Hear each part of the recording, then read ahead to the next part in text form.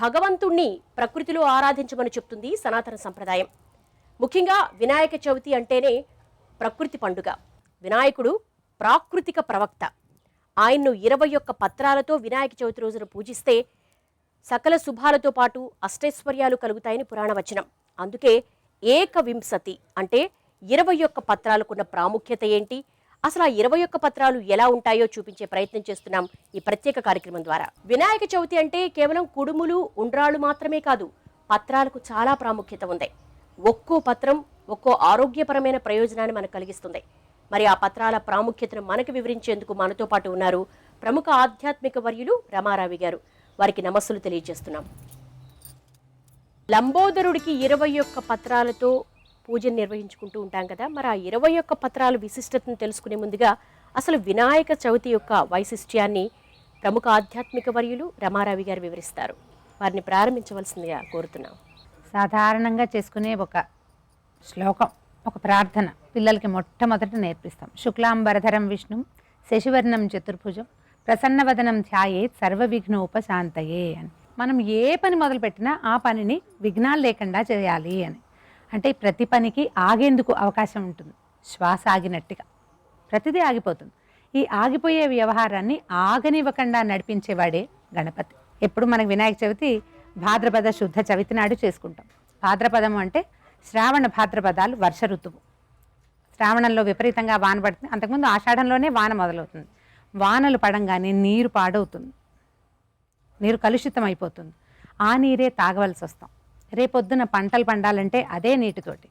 ఆ నీటిని శుభ్రం చేయాలంటే తాగునీరు కానీ సాగునీరు కానీ, దాన్ని శుభ్రం చేయటం కోసమే ఈ వినాయక చవితి పండుగని ఇలా ప్రకృతితో మమేకమయ్యే పండగగా ఏర్పరిచి పెట్టారు.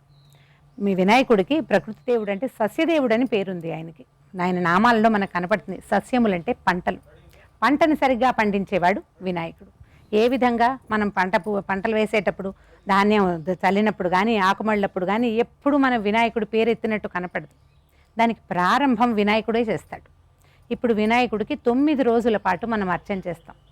అందరూ చేసేదే కదా. అయితే ఈ 9 రోజుల పాటు అర్చించినటువంటి ఈ పత్రిని, ఏ పత్రితోటైతే స్వామిని మనం అర్చిస్తామో దానిని, ఏ స్వామిని అయితే అర్చించామో ఆయనని కూడా మనం వాడేటువంటి సాగునీరు కానీ తాగునీరు కానీ ఉన్న చెరువులలో, తర్వాత నదీ ప్రవాహాలలో నిమజ్జనం చేస్తాం. ఈ నిమజ్జనం చేయబడినటువంటి 9 రోజులు ఆగిన పత్రి నిలవ ఉంది కదా, ఇది చాలా తొందరగా నీటిలో తన ఔషధ గుణాన్ని కలిపేస్తూ ముందుకెళ్తుంది. మట్టికి సారం వస్తుంది, నీటికి బలాన్ని ఇస్తుంది. జబ్బును కలిగించే గుణం ఉన్న నీటిని ఆ జబ్బుని పారద్రోలే లాంటి గుణాన్ని కలిగిస్తుంది. మనుషుల కంటే ముందు చెట్లే పుట్టాయి. భగవంతుడు మొదట చెట్లను సృష్టించాడు మన కోసమే. మన కోసం సృష్టించబడిన ఈ మొక్కలని, వీటి పత్రిని భక్తిపూర్వకంగా భగవంతుడికి సమర్పిస్తే ఇప్పుడు మళ్ళీ ఈ భగవంతుడు కూడా సాకార రూపుడు. మనం నిరాకారమైన మట్టి నుంచి సాకార స్వరూపమైన గణపతిని తయారు చేసుకుంటాం. ఎందుకు ఈ 21 ఆకుల్నే పెట్టారు అనేది తప్పకుండా తెలుసుకోవాలి. వినాయకుడు ప్రాకృతిక దైవం. వృక్షో రక్షతి రక్షితః అని ప్రకృతి యొక్క విశిష్టతను తెలియజేస్తుంది మన ధర్మం. అందుకే ఈరోజు 21 పత్రాలకు సంబంధించినటువంటి మొక్కలను కూడా ఇక్కడ ఏర్పాటు చేయడం జరిగింది. మాచి పత్రం, అలాగే తులసి, అలాగే గరిక, 21 పత్రాలు కూడా ఉన్నాయి. మొట్టమొదట ఏ పత్రంతో ప్రారంభిస్తున్నారు రమా గారు? మాచిపత్రం. మాచిపత్రం అంటారు. ఇది ఎంత కేవలంగా వాకిళ్లలో పెరుగుతుందో, పువ్వుల్లో వేసి కట్టుకుంటారు. అయితే పల్లెటూళ్ళలో దీన్ని ప్రత్యేకంగా వాడతారు. పిల్లలకి ఏమైనా ఒంటి మీద దద్దుర్లు వస్తాయి, ఏదైనా ఒక దోమ కుడితే 100 దోమలు కుట్టినట్టే ఒళ్ళంతా దద్దుర్లు వస్తాయి. వాటికి దీన్ని బాగా చక్కగా నూనెలో దంచేసి అది రాస్తారు. పసుపు నూనె కలిపి రాస్తే తగ్గుతుంది. ఇది నీటిలో నానితే ఈ వర్షాకాలం వచ్చేటువంటి, శీతాకాలం వచ్చే డ్రైనెస్ వల్ల వచ్చే దద్దుర్లని బాగా తగ్గిస్తుంది. సో ఎలర్జీకి ఉపయోగపడుతుంది. అందుకని మొట్టమొదటి పత్రం మాచి పత్రం. రెండోది బృహతి పత్రం, నేలవాకుడు అలా చెప్తారనమాట. ములక అంటారు. చిన్న చిన్న ముళ్ళు ఉంటాయి. ఇవి మనకి డొంకల్లో కనపడతాయి. ఇళ్లవాకిళ్లలో ఉండే ముళ్ళు గుచ్చుకుంటాయి కదా, ఇవి లాగేస్తారు. అయితే ఈ డొంకల్లో ఉండే ఈ చెట్లకి వైలెట్ కలర్ చిన్న చిన్న పువ్వులు పూసి చిట్టి వంకాయల్లాగా కాయలు కాస్తాయి. మొదట ఆకుపచ్చగా ఉంటాయి, తర్వాత పసుపుగా ఉంటాయి. పల్లెటూళ్ళల్లో దీన్ని ఆహారంగా కూడా వాడతారంటే ఇది 4 కాయలు వేసి పులుసులలో వాటిలలో వేస్తే డైజెషన్ సమస్యల్ని బాగా తగ్గిస్తుంది. అండ్ ఇది ఏంటంటే ఈ పొలాలకి కంచెలుగా కూడా వీటిని పెరగనిస్తారు.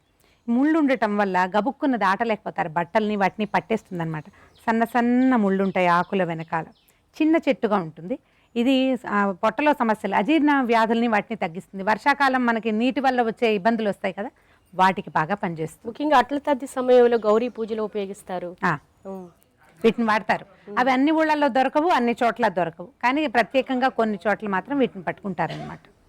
బాగుంది చూడండి, ముట్టుకుంటే అత్తిపత్తి ఆకులాగా కనపడుతుంది, కానీ అత్తిపత్తి కాదు, దాని లాంటి ఆకులు కనిపిస్తాయి అంతే. మూడోది బిల్వపత్రం, మారేడాకు అంటాం కదా, శివుడికి సమర్పిస్తాం. త్రిగుణం త్రిగుణాకారం త్రినేత్రంచ త్రియాయుధం త్రిజన్మ పాప సంహారం ఏక బిల్వం శివార్పణం. ఒక్క బిల్వాన్ని శివుడికి సమర్పించినా కూడా చాలా జన్మల దరిద్రాన్ని పోగొట్టుకుంటాము అని. ఈ శివపుత్రుడైనటువంటి గణపతికి ఈ రోజున మాత్రమే ఈ బిల్వాన్ని సమర్పిస్తాం. శివుడికి చాలా ప్రీతిపాత్రం అని చెప్తాం కదా. బిల్వంతో ఎన్ని ఆరోగ్యము రహస్యాలు ఉన్నాయో బిల్వంలో. సాధారణంగా కనబడుతుంది, చిన్న ముళ్ళు ఉంటాయి, పెద్ద పెద్ద కాయలు కాస్తాయి, కాయలు చాలా పెద్దవిగా ఉంటాయి, పగిలితే వాటిలో నుంచి జిగురుగా వస్తుందన్నమాట పదార్థం. అది పొట్టకి చాలా బాగా ఉపయోగపడుతుంది. బిల్వంతో ఒక్కరోజు అర్చన చేసినా కూడా కోటి జన్మలు దరిద్రం లేకుండా బతుకుతాం. ఈ బిల్వాన్ని మనం గణపతికి సమర్పిస్తాం. గరిక, దూర్వాయుగ్మం సమర్పయామి అని చెప్తాం కదా. ఈ దూర్వలు ఏంటంటే ఒక్క ఆకున్నది కాకుండా ఇట్లా 2 కొమ్మలుగా ఉండేది ఉండాలన్నమాట. లోపల నుంచి ఒక అంకురం వచ్చేది వేస్తే అది పూర్తి దూర్వలు అవుతాయి. ఈ దూర్వని గనక సమర్పిస్తే వినాయకుడికి ఎంతో అఖండమైన విద్యాప్రాప్తి లభిస్తుంది అంటారు. ఇది చూడండి, కేవలమైన గడ్డి, భగవంతుడికి గడ్డి ఇచ్చినా చాలు, వినాయకుడికి మాత్రమే అని చెప్తారు. గరిక ఈ ఒట్టి గడ్డే కదా, గరిక కేవలంగా వాకిళ్లలో పెరుగుతుంది. దీంతో ఏంటంటే డైజెషన్ సమస్యలు తీరుతాయి. ఒక రాజుగారికి గరిక పచ్చడి చేసింది ఒక ముసలమ్మని ఒక కథ చెప్తూ ఉంటారు. గరికతోటి చేసినా ఆకలి కన్న వాడికి గరిక పచ్చడైనా పనికొస్తుంది, డైజెషన్ ప్రాబ్లమ్స్ తీరుతాయి. మనం సాధారణంగా పల్లెటూళ్ళల్లో వాళ్ళు గమనిస్తారు, కుక్కలు రోడ్ల మీద తిరుగుతుంటాయి, ఏదైనా అనారోగ్యం పొట్టలో ప్రాబ్లం ఉంటే వాటంతటా అవి గరికని కొరికి తింటాయి, పొట్ట సెట్ అయిపోతుంది. మనుషులకు కూడా బాగా ఉపయోగపడుతుంది. వాకిళ్లలో ఉండే గరికని పీకి అవతల పారేయద్దు. ఒకవేళ పీకి పారేసినా ఇంకో చెట్టు కింద పడేసి రోజు కాసిన నీళ్ళు పోస్తే ఇది విపరీతమైన సత్తువ అవుతుందన్నమాట. మొక్కలకి, భూమికి మంచి సత్తువనిస్తుంది. అందుకని ప్రత్యేకంగా గణపతికి గరికని సమర్పిస్తారు. ఈ మధ్య కాలంలో గోధుమ గడ్డి, ఇప్పుడు గోధుమ గడ్డి అవి చాలా ఉన్నాయి కదా, అన్ని రకాల గడ్డి తింటున్నాం. అయితే ఇది వరకు తినేవాళ్ళు కాదు, ఇది తినడానికి యూజ్ అవుతుందని చెప్పలేకపోతాం మనం. ఆరోగ్యపరమైన ఉన్నాయి. ఈ గరిక నీటిలో నానితే తొందరగా కుళ్ళే స్వభావం కలిగి ఉంటుంది. ఇది దానివల్ల ఏమవుతుందంటే నీటికి సత్తు వస్తుంది కదా, అందుకని వాడతారు. తర్వాతది దత్తూర పత్రం, అంటే ఉమ్మెత్తాకు. ఉమ్మెత్త, నల్ల ఉమ్మెత్త అంటారు. 2 రకాల ఉమ్మెత్తలు ఉంటాయి, ఒకటి లేత రంగులో ఉంటుంది, ఒకటి కొంచెం ముదురు రంగుగా ఉంటుంది. ఇట్లా ముళ్ళు ముళ్ళుగా ఉండే కాయలు కనిపిస్తాయి. మనం వినాయకుడికి కట్టే పాలవెల్లికి కూడా ఈ ముళ్ళకాయలు కడతాం. ఒక్క ముళ్ళకాయ అయినా కనపడాలనుకుంటాం. ముళ్ళుగా ఉండి రోడ్ల మీద ఒక పిచ్చిగా పెరిగేటువంటి ఉమ్మెత్తలో ఎన్ని ఔషధ గుణాలు ఉన్నాయో. ఇదేంటంటే చర్మం మీద వాపులు అవి వస్తాయి ఒక్కొక్కసారి, వాటికి కడతారు. పల్లెటూళ్ళల్లో వాడే వైద్యాలే. వీళ్ళు పల్లెటూరు వెజ్జులు అంటే వాళ్ళు ఆయుర్వేద వైద్యుల దగ్గర నుంచి నేర్చుకునేవే కదా. ఉమ్మెత్తని క్యాన్సర్ వ్యాధిలో కూడా నిరోధకంగా కొన్ని రకాల వైద్యాలలో వాడతారు. ఆయుర్వేదంలో బాగా కనిపిస్తుంది. నల్ల ఉమ్మెత్త చాలా బాగా ఉపయోగపడుతుంది. ఆకు కొంచెం నూనె రాసి కొద్దిగా వెచ్చబెట్టి, ఎక్కడైనా సెగ్గడ్డలు అవి వస్తాయి పగలవు, దీన్ని కట్టేస్తారనమాట, వచ్చేస్తుంది, బాగా ఆ గడ్డ పగిలిపోతుందని చెప్తారు. ఎన్ని రకాల ఉపయోగాలు ఉన్నాయో. ఇది ఏంటంటే ఉమ్మెత్తని కొయ్యనివ్వరు, కొయ్యకూడదంటారు. మామూలుగా అంటే ఎంతసేపు కొయ్యకూడదు, ఈ చేతులు తగిలినా చేసినా ఇబ్బంది అవుతుందంటారు. ప్రత్యేక సందర్భాల్లో వాడేది. ఇప్పుడు ఇది మెత్తటి ఆకు, చూడ్డానికి పెద్ద చెట్టు బోళ్ళంతా వస్తుంది, అంటే దుబ్బులాగా వస్తుంది, కానీ ఆకు సులువుగా నలిగిపోతుంది. ఇలా సులువుగా నలిగే ఆకు నీటిలో తొందరగా కలిసిపోతుంది, మట్టిలో కూడా తొందరగా కలుస్తుంది. అందుకని ఈ దత్తూర పత్రాన్ని కూడా మనం గణపతికి సమర్పిస్తాం. తర్వాతది బదరి పత్రం. బదరి అనగానే పెద్ద పేరు బదరీనాథు అవి జ్ఞాపకం వస్తాయి మనకి. రేగు ఆకు, ఇది కూడా రోడ్ల మీద కేవలంగా పెరుగుతుంది. దీన్ని ప్రత్యేకంగా పెంచక్కర్ల. ఏ పోషణ అక్కర్లేని బదరి ఆరోగ్యానికి ఎంత ఉపయోగపడుతుందో. అజీర్ణ వ్యాధుల్లో చాలా బాగా ఉపయోగిస్తుంది, రక్త దోషాలని తగ్గిస్తుంది. తర్వాత మనకి జ్వరాలు వచ్చి తగ్గిన తర్వాత కొంచెం అన్నం తినబుద్ధి కాదు, ఫ్లూ అవి వచ్చిన తర్వాత అసలు అన్నం తినరు, నాలిక చేదుగా ఉంటుంది. ఈ రేకాయలతోటి చిన్న చిన్న వడియాల్లాగా పెట్టి మనం ఇవి చేస్తాం కదా, వడియాలు చేసుకుంటాం, అట్లా ఎండబెట్టిన వడియాలని కనుక నోట్లో వేసుకుంటే క్రమంగా నోటికి రుచి తెలుస్తుంది అనమాట. అజీర్ణానికి బాగా పనిచేస్తుంది. చిన్న ముళ్ళు ఉంటాయి, కాకపోతే పళ్ళు మాత్రం కొంచెం శ్లేష్మాన్ని కలిగిస్తాయి అంటారు. కానీ ఈ ఆకు కూడా పెద్ద చెట్టు అవుతుంది, నిండా ముళ్ళు ఉంటాయి. ఆకు ఎంత మెత్తగా, ఎంత సులువుగా నలిగిపోయే ఆకు. ఇది నీటిలో తొందరగా కలిసిపోయే ఆకుల్నే మనకి దీనికి పెట్టారనమాట. ప్రతిదానికి దేని ఆరోగ్య రహస్యం దానికి ఉంటుంది కదా. చాలా ఆశ్చర్యంగా ఉంది. చాలా సులభంగా పెరిగేటువంటి, అసలు ఎలాంటి పోషణ అవసరం లేని మొక్క, పోషణ అవసరం లేని. అవును. ఉత్తరేణి, అపామార్గ పత్రం అని చెప్తారు. ఇదేంటంటే ఇట్లా పక్కలకి పెరుగుతుంది అనమాట, పైకి ఎత్తుగా ఏం రాదు, కొంచెం పక్కకి వెళ్తుంది. ఉత్తరేణి పల్లెటూళ్ళల్లో దంతధావనానికి వాడతారు.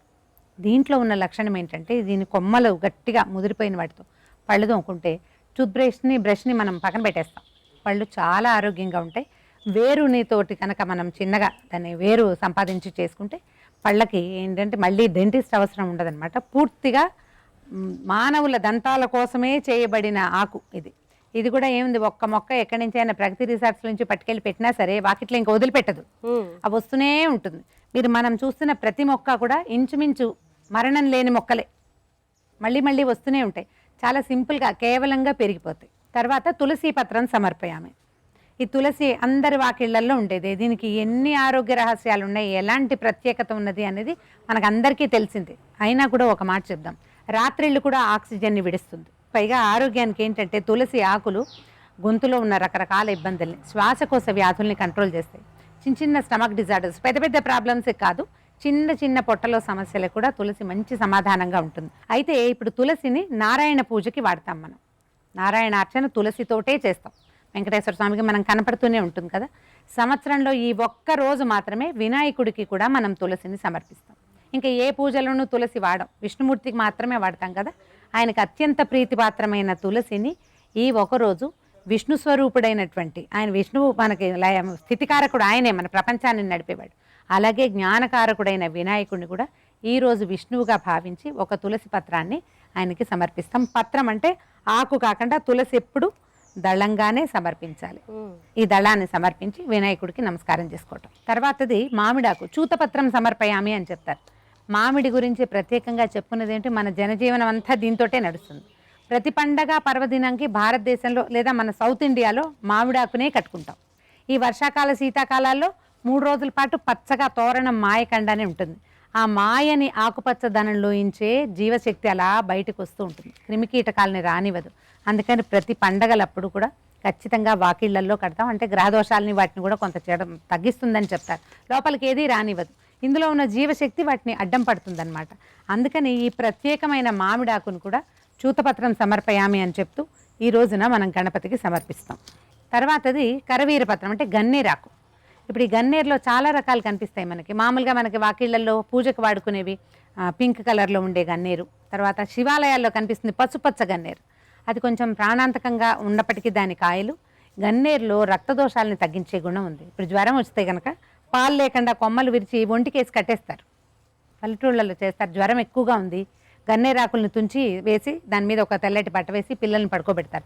వేపాకుల్ని మనం చేస్తున్నట్టు కనిపిస్తుంది కదా, అట్లా గన్నేరు కూడా ఆ రకమైన లక్షణం ఉంది. ఇది మట్టిలో కానీ నీటిలో కానీ కలవటం వల్ల నీళ్ళల్లో బ్యాక్టీరియల్ ఇన్ఫెక్షన్స్ అవి ఏమైనా ఉంటే వాటిని తగ్గిస్తుంది. ఇది విష్ణుక్రాంతం అంటే ఇది ఏంటంటే చిన్న మొక్కగానే మనకు కనిపిస్తుంది. అవిసె అని కూడా అంటారు, కానీ మన పెద్ద పెద్ద అవిసె చెట్లు వేరేగా ఉంటాయి, ఒక్కొక్క ఊళ్ళో ఒక్కో రకంగా పిలుస్తారు. రొమ్ము ఉబస వ్యాధుల్లో బాగా వాడతారు. ఈ చిట్టి చిట్టి పువ్వులు ఉన్నాయి చూడండి, చాలా అందంగా ఉన్నాయి. తామర లాంటివి వస్తాయి కదా మనకి, పిల్లలు చాలా హాస్టల్స్లో ఉండేటప్పుడు కనిపిస్తుంది. దీన్ని నూనెతో కనుక నలిపి రాస్తే ఆ వ్యాధి తగ్గుతుందని చెప్తారు. విష్ణుక్రాంతం ఎంత చక్కగా ఉంది. తర్వాతది దానిమ్మ, దీన్ని దాడిమి పత్రం అంటారు. లలితా సహస్రనామాల్లో అమ్మవారి నామాల్లో దాడిమి కుసుమ ప్రభ అని వస్తుంది. అంటే దానిమ్మ పువ్వు లాంటి కాంతి కలిగింది అమ్మవారు అని. ఇది అంత సులువుగా పెరిగే మొక్కేం కాదు, మనం ఏదైనా తినబడేస్తే మొక్కలు వస్తాయి కానీ పెద్దగా పెరగదు. కొంచెం పోషిస్తే చాలా అత్యద్భుతమైన ఫలాల్ని ఇస్తుంది. అయితే దానిమ్మకు చూడండి ఎంత మెత్తమెత్తగా ఎలా ఉందో, చక్కగా ఉంటుంది. పూసిన దానిమ్మ చాలా అందంగా కూడా ఉంటుంది. అయితే ఈ దానిమ్మని ఆకుల్ని శ్వాసకోశ వ్యాధుల్లో వాడతారు. తర్వాత అది శ్వాసకోశ వ్యాధులు వైద్యులు వాడతారు, కానీ నోటి పూతలకి, పొట్టలో ఎలికపాములను ఉంటాయి, అంటే మన పారసైట్స్ కొన్ని ఉంటాయి, నులిపురుగులు ఉంటాయి, అందులో పెద్దవి 2 పాములు ఉండే లక్షణం కొంతమందికి ఏర్పడుతుంది. దానికి దానిమ్మ ఆకులు రసం ఇస్తారు. తర్వాత దానిమ్మ బెరడుని కషాయంగా కాచి అది కూడా ఇస్తారు. కానీ ఇది మనం వైద్యంగా చెప్తున్నాం, కానీ సొంతంగా చేసేవి మాత్రం కాదు. ఒకసారి ఆయుర్వేద వైద్యుల సలహా తీసుకుని చేయవలసిందే. దేవదారు పత్రం, ఈ దేవదారు వృక్షం అంటే గబుక్కున్న టేకు అనే అర్థం కూడా మనకి వినిపిస్తుంది. ఇదేంటంటే మహావృక్షాల్లో ఇదొక వృక్షం అన్నమాట. కానీ ఈ వృక్షం వాడేది మాత్రం దేవాలయాల్లో ఉండే ధ్వజస్తంభాలకి. చెక్క చాలా అత్యద్భుతమైన చెక్క అన్నమాట. ఎక్కువ జీవితకాలం ఉంటుంది, చాలా ఎత్తైన ప్రమాణంలో పెరుగుతుంది. ఇప్పటిదాకా మనం చూసిన ఆకుల్లో కొంచెం గట్టి ఆకు ఇదే, అయినా కూడా విరిగిపోతాం. తర్వాతది మరువక పత్రం. ఈ మరువం మనకు తెలిసిందే కదా, ఎంత సింపుల్గా కనిపిస్తుంటుంది, ప్రతి పువ్వుల దండలోనూ కనపడుతుంది. చాలా మంచి సువాసన వస్తుంది. ఇది పక్కనే, దాని పక్కన నడుస్తున్నా కూడా చిన్న సుగంధం మన వెనకాల వస్తుంది. 2 రెమ్మలు తుంచి బట్టల్లో వాటిల్లో పెట్టుకుంటే పురుగులు రావు బట్టల్లో. వీటిని కొంచెం ఎండిన వాటిని ఒక చిన్న పేపర్ పౌచ్లో కానీ లేకపోతే క్లాత్ బ్యాగ్లో చిన్న గుడ్డతోటి చిన్న సంచి కుట్టడం, బట్ట సంచి, అందులో వేసేసి బట్టల మధ్యలో పెట్టుకుంటే కనుక బట్టలకు పట్టే పురుగులు, తర్వాత పుస్తకాల్లో ఒక సన్న పురుగు వస్తుంది, అదేదో ఫిష్ అంటారు, గోల్డెన్ ఫిష్ అని, సన్నగా ఇలా పొడుగ్గా ఉంటుంది, పుస్తకాలకు హోల్స్ పడిపోతాయి. దీంతో అది చాలా బాగా పనిచేస్తుంది, ఎంత బాగుంటుందో. అయితే ఇది సులువుగా నలిగిపోతుంది, తేలికగా పెరుగుతుంది, కానీ కొంచెం సంరక్షించాలి. దీన్ని కూడా చర్మ వ్యాధుల్లో వాడతారు. మనం సున్నిపిండి అలాంటివి చేసుకుంటాం కదా, అందులో కనుక ఇది వేస్తే పిల్లల్లో వచ్చేటువంటి సన్న సన్న దద్దుర్లు అలాంటివి రాకుండా ఉంటాయి. చర్మ వ్యాధులకి ఉపయోగపడుతుంది. నూనెలు తయారు చేసుకుంటాం, ఇంట్లో తయారు చేసే నూనెల్లో దీన్ని కనుక వేస్తే సుగంధము వస్తుంది, దీని నుంచి ఉండేటువంటి ఔషధ గుణం కూడా మనకు ఉపయోగపడుతుంది. అయితే వినాయక చవితి రోజు విద్యార్థులు పసుపు కుంకుమ పెడతారు పుస్తకాలకి, మరబం కూడా పుస్తకాల్లో పెడితే బాగుంటుంది. తర్వాతది సింధువార పత్రం, పేరు ఎంత బాగుంది చూడండి, తెలుగులో వాయిలాక్ అంటారు. ఈ వావిలి ఏంటంటే ఆరోగ్య సమస్యలను భలే తీరుస్తుంది. నడు నొప్పులు, వీపు నొప్పులు, కాళ్ళు నొప్పులు ఉండేవాళ్ళు, ఎక్కువగా అలసిపోయిన వాళ్ళు వేడి నీళ్ళల్లో వావిలాకు వేసి స్నానం చేస్తారు. సాధారణంగా మనకి గర్భిణీ స్త్రీలు ప్రసవం అయిన తర్వాత బాలింతలకి వాడే నీళ్ళల్లో, వేడి నీళ్ళకి స్నానానికి ఇది వాడతారు. ఒంటి నొప్పులను తగ్గిస్తుంది, వాతహారం అన్నమాట. అన్ని రకాల పెయిన్స్కి సమాధానంగా ఉంటుంది. ఈ ఆకు కూడా, ఇది వావిలి పూస్తే మహా అందంగా ఉంటుంది. సన్న సన్న పువ్వులు వస్తాయి, ఆ గాలే మనకి నొప్పుల్ని తగ్గిస్తుంది. మామూలుగా కొన్ని చెట్ల గాలులు మంచివి, ఆరోగ్యం బాగుండకపోతే చల్లటి ప్రదేశంలో ఉండండి, లేదా చల్లదనం లేని ప్రదేశాలకు వెళ్ళండి అని చెప్తారు కదా. వాతపు నొప్పులు ఉన్న వాళ్ళు వావిలి మొక్కలు ఉన్న ప్రాంతంలో ఉంటే ఆ నొప్పులు తగ్గిపోతాయంటారు. సింధువార పత్రాన్ని సమర్పిస్తాం స్వామికి. తర్వాతది జాజి పత్రం. జాజి మనకి వాకిళ్లలో సన్నజాజి, విరజాజి అని జాజులు వస్తాయి. ఈ జాజికాయ ఏంటంటే బాల వ్యాధుల్లో వాడతారు. జాజికాయ మనము నట్మగ్ అంటారు, ఈ వంటల్లో కూడా వాడుకుంటాం దాన్ని. అంటే సుగంధ ద్రవ్యంగా ఏలకులు, లవంగాలు ఎలా వాడతాం అలాగే ఈ జాజికాయను కూడా వాడతాం. ఎక్కువ వేయరు, ఒక చిన్న ముక్క స్వీట్స్లో, వాటిలలో, పొంగళ్ళలో, తర్వాత ఏమో లడ్లు చేసేటప్పుడు స్వామివారికి నైవేద్యంగా సమర్పించే వాటిలలో కూడా చిన్న ముక్క వేస్తే మనం ఏ సుగంధ ద్రవ్యాన్ని వేసామో దాన్ని నిలబెట్టి ఉంచే గుణం ఉంది ఇందులో. ఇది ఔషధ మామూలుగా సాధారణంగా వాడతారు. నోటిపోత వస్తే జాజాకులు నీళ్ళలో వేసి ఆ నీళ్ళతో కనుక పుక్కిలిస్తే నోటిపోత తగ్గుతుందని చెప్తారు. అది పల్లెటూరి వైద్యమే, కానీ జాజికాయను మాత్రం చిన్నపిల్లలకి బాగా అరగదీసి కొంచెం నాకించడము, ఎక్కడైనా వ్రణాలు ఉంటే కొంచెం ఒక నలకంత గీసి అంటించడము చేస్తారు. అట్లా ఉపయోగపడుతుంది. ఇది కేవలంగానే పెరుగుతుంది. ఒక చెట్టు తెచ్చి పెడితే ఇక తరాల వెంబడి జాజి పువ్వులు పూస్తూనే ఉంటాయి. తర్వాత పత్రం గండకి పత్రం, దేవకాంచనం అంటారు. ఇది శ్రద్ధగా పెంచుకోవాల్సిందే, దానంతట అది పెరిగే మొక్క అయితే కాదు. ఆకు కూడా చూడండి చక్కగా ఒక హార్ట్ షేప్లో ఎట్లా కనిపిస్తుంది చక్కగా. పూసే పువ్వు కూడా ఒకటి తెలుపు రంగులోను, కొంచెం లేత పసుపు రంగులో 2 రకాలుగా కనిపిస్తాయి. విష్ణువుకి చాలా ప్రీతిపాత్రం అని చెప్తారు. పొద్దున కోస్తే మధ్యాహ్నం దాకా పువ్వు అలాగే చక్కగా ఉంటుంది. చాలా ఉపయోగపడే ఆరోగ్య మొక్కల్లో, మనం వాడుకోలేం కానీ వైద్యులు వాడగలిగే మొక్కల్లో ఈ గండకి కూడా ఒకటి. తర్వాతది శమీపత్రం, మనకు తెలిసిందే. శమైతే పాపం శమీ శత్రు వినాశిని, అర్జునస్య ధనుర్ధారి, రామస్య ప్రియదర్శిని. ఈ జమ్మి చెట్టుని మనం ఏం చేస్తాం, జమ్మి ఆకులు బంగారం పేరుతోటి దసరా పండగప్పుడు విజయదశమి నాడు అందరికీ జమ్మి చెట్టు చూడాలి, పాలపిట్టను చూడాలి, తెలంగాణ ప్రాంత వాసులు ఎక్కువగా చేస్తారు. అయితే ఈ జమ్మి చాలా చిత్రమైంది, చాలా పెద్ద చెట్టుగా కనపడుతుంది. ఆకులు మాత్రం చిన్నవిగా ఉంటాయి. రాత్రి వేళ అయ్యేసరికల్లా ఆకులు లేని చెట్టులాగా కనపడుతుంది, ప్రత్యేకంగా కనిపిస్తుంది కదా. అయితే ఇది దేవవృక్షాల్లో శమి లేకపోయినప్పటికీ కూడా మనం ప్రత్యేకంగా ఈ దినాల్లో శమిని చూడాలి అనే ఒక నియమం ఉంది. కాబట్టి ఈ పత్రాలని కూడా మనం స్వామివారికి అర్పిస్తాం. ప్రకృతిలో ప్రతి అంశం చాలా అద్భుతంగా అనిపిస్తుంది, అన్నీ కదా, ఇది అది అని లేదనమాట. తర్వాత చూడండి అశ్వత్థ వృక్షం, నాకు అత్యంత ప్రీతిపాత్రమైనది. తెలుగులో రావి చెట్టు అంటారు. ఈ రావి మనకి మొలవని ప్రదేశం ఉండదు. ఈ పళ్ళని పక్షులు తిని ఎక్కడ పడితే అక్కడ విసర్జకాలుగా వదిలిపెట్టేస్తాయి.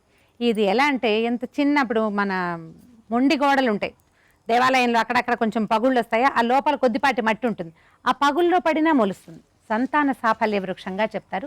తర్వాత మనకున్న దేవవృక్షాలు, మహావృక్షాల్లో అత్యధికంగా ఆయుష్ కలిగే మొక్క, ఎక్కువ దీర్ఘాయువు కలిగి ఉంటుంది, చాలా కాలం బతికుంటాయి, మరణం లేదు. మొదలంటా కొట్టేసిన మళ్ళీ వర్షాకాలానికి మళ్ళీ చిగురిస్తుంది. దీన్ని సంతాన సాఫల్యానికి ఎందుకు చెప్తారంటే, ఈ దేవాలయాల్లో అక్కడ పెడతారు, వెనకాల ఉంటుంది. ఆ వెనకాలన్న వృక్షానికి ఒక 108 ప్రదక్షిణాలు చేస్తే సంతాన సాఫల్యం కలుగుతుందని, స్త్రీల యొక్క గర్భాశయ వ్యాధుల్ని నివారించే లక్షణము దీని మొదలుకే ఉంది, ఆకు కాదు, మొదలుకే ఉంది. ఆ మొదలు చుట్టూతో ప్రదక్షిణ చేయాలి. అయితే ఈ వృక్షానికి మనం ప్రదక్షిణ చేసేటప్పుడు ఒక చిన్న జాగ్రత్త ఏంటంటే, ముట్టుకోకూడదు. దేవతలు నివసిస్తూ ఉంటారట, శనివారం మాత్రమే మానుని ముట్టుకోవాలి. మామూలు రోజుల్లో ముట్టుకోకుండానే ప్రదక్షిణం చేయమని చెప్తారు. సంతానం లేని స్త్రీ పురుషులు రావి చెట్టుకి ప్రదక్షిణ చేసినా పాలు పోయమని చెప్తారు. వృక్షాలకి పాలు పోయకూడదు, ఆ పని చేయొద్దు. నీళ్లు పోయటం, నమస్కారం చేయటమే. ప్రదక్షిణలు చేస్తే ఏమవుతుందంటే గర్భాశయంలో ఉన్న సమస్యలు దాని చుట్టూతా ఒక ఆర ఉంటుంది. ఇప్పుడు మానవులకి ఎలా ఉంటుంది, మనుషులకు ఆర, అట్లాగే చెట్లకు కూడా ఒక ఆర ఉంటుంది. దాని చుట్టూతా తిరగటం వల్ల ఆ శక్తి తరంగాల్లోకి వెళ్ళేసరికల్లా ఈ గర్భాశయంలో ఉన్న సమస్యలు తగ్గిపోతాయి. తర్వాతది అర్జున పత్రం. అర్జున పత్రం అంటే తెలుగులో మద్ది చెట్టు అంటారు. శ్రీకృష్ణుడు దేవత 2 వృక్షాలని పడగొట్టాడు రోలుతోటి, అవి మద్ది చెట్లే. ఇందులో తెల్ల మద్ది, నల్ల మద్ది అని 2 రకాలు ఉంటాయి. ఈ మద్ది ఏంటంటే ఎక్కువగా మనం చెక్కకి వాడతాం. నల్ల మద్ది తాలూకు మానుని, ఆ మాను నుంచి వచ్చే ఆయిల్ని చర్మ వ్యాధుల్లో వాడతారట. రేర్గా దొరికేది. ఇప్పుడు మనం దీన్ని పెంచలేకపోతాం. ఎక్కువగా అడవుల్లో బాగా విస్తారంగా చెట్లు ఉండే ప్రాంతాల్లో దీన్ని గుర్తించాల్సి వస్తుంది. మనంతటా మనం తీసుకోలేకపోతాం. మనకి ప్రగతి రిసార్ట్స్ వారి దగ్గర బాగా దొరుకుతాయని చెప్తున్నారు కాబట్టి ఇక్కడి నుంచి మనం ఇది సంపాదించవచ్చు. చిట్ట చివరిది అర్క అంటేనే సూర్యుడు అని అర్థం. ఈ అర్క నామం మనకి విష్ణుమూర్తి కూడా కనిపిస్తుంది. విష్ణుమూర్తికి ఉండే నామధేయాలు విష్ణు సహస్రనామంలో అర్కపత్రం కూడా ఉంది. ఈ జిల్లేడు ఏంటంటే దీనికి చాలా ప్రత్యేకమైనది. ఇది విరిస్తే పాలు వస్తాయి, ఇట్లా విరవంగానే పాలు వస్తాయి. కంట్లో పడితే కళ్ళకి చాలా ప్రమాదం అని చెప్తారు. అలా కాకుండా పాలు లేకుండా దీన్ని కొంచెం నూనె రాసి వెచ్చబెట్టి వ్రణాల మీద కడతారు. అసలు దీనికి దానికి ఏం లేదు, అన్ని రకాల పుళ్ళకి ఈ జిల్లేడుని వాడతారు. కానీ పిల్లల్ని తుంచనివ్వరు. పెద్దవాళ్ళు జాగ్రత్తగా వైద్యులు మాత్రమే చేస్తారు. కేవలంగా రోడ్ల పక్కన పెరుగుతుంది. అయితే ఇంత కేవలంగా పెరిగేటువంటి ఈ జిల్లేడు చెట్టులో ఒక ప్రత్యేకత ఉంది. మామూలు జిల్లేడు కాకుండా తెల్ల జిల్లేడు చెట్టు అయితే దాని మొదలలో గణపతి స్వరూపం ఏర్పడుతుందంటారు. 100 సంవత్సరాలు ముట్టుకోకుండా ఉన్న అర్కవృక్షంలో శ్వేతార్క మూల గణపతి చెప్తాం. శ్వేతార్క గణపతి తెలుస్తుంది మనకి. ప్రతి చోట తెల్ల జిల్లేడు అనగానే ఆ జిల్లేడు ఆకులు కానీ పువ్వులు కానీ విష్ణు సేవ కానీ శివసేవ కానీ వాడతారు. ఆంజనేయ స్వామికి శివాలయాల్లోనూ విస్తారంగా వాడతారు. 21 పత్రాలు ఏకవింశతి గణనాథుడికి సమర్పించే క్రమంలో ఒక్కొక్క పత్రానికి ఒక్కొక్క విశిష్టతను తెలియజేశారు. మరొకసారి మీకు ధన్యవాదాలు. వీక్షించారు కదా పత్రం సమర్పయామి కార్యక్రమాన్ని. 21 పత్రాల్లో ఉన్నటువంటి విశిష్టత, వాటిని సమర్పించడం ద్వారా కలిగేటువంటి ఆరోగ్యపరమైన ప్రయోజనాలను, మరి ఆ వినాయకుడి కృపా కటాక్ష వీక్షణాలు, చల్లని చూపులు మీ అందరికీ కలగాలని, ఆయురారోగ్యాలతో అష్టైశ్వర్యాలతో ఉండాలని కోరుకుంటూ నమస్కారం.